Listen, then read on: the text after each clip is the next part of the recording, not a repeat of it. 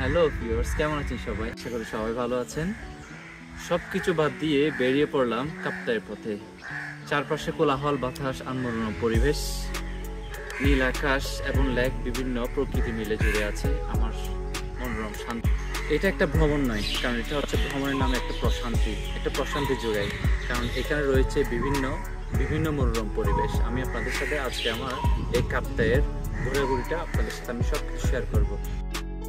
কাজের চাপ আর হাজার রকম দৌড়ঝাঁপের মাঝে ভাবলাম একটু বেরিয়ে যাই গন্তব্য কাপ্তাই। ঠিক করলাম নিজের জন্য একদিন চুরি করে নিই, প্রকৃতির কাছে ফিরে যাই। যাত্রা শুরুতে মন ভালো হয়ে গেল।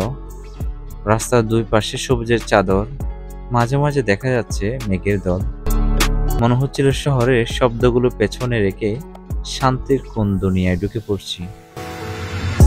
আর এই যে কাপ্তাই লেক, আমি বেশ কয়েকবার এসেছি, কিন্তু এই প্রকৃতির টানে বেশ কয়েকবার আসা, চোখ সরানো যায় না। আকাশটা যেন নেমে এসেছে পানির উপর।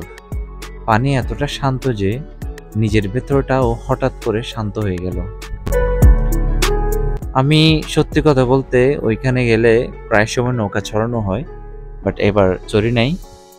কিন্তু একটা জিনিস মনে রাখবেন, চারপাশে শুধু পানি আর পাহাড়। হাওয়াটা এমনটা করে বইছে যেন সেও বলছে চিন্তা করিস না, আমি আছি।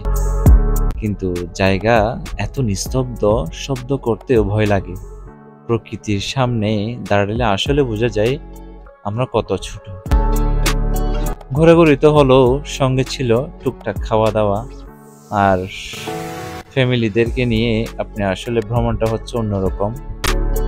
ভ্রমণের আসল মজা তো এখানে, জায়গার সঙ্গে সঙ্গে স্মৃতিও জমা হয়।